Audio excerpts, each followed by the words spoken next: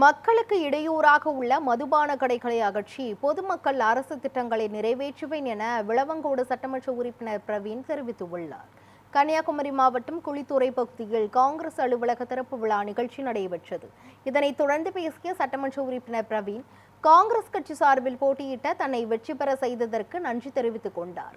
மக்களின் அடிப்படை தேவைகளை நிறைவேற்றி கொடுப்பேன் என்றும், பொதுமக்களுக்கு இடையூறாக உள்ள மதுபான கடையை அகற்ற நடவடிக்கை எடுப்பேன் என்றும் உறுதியளித்தார்.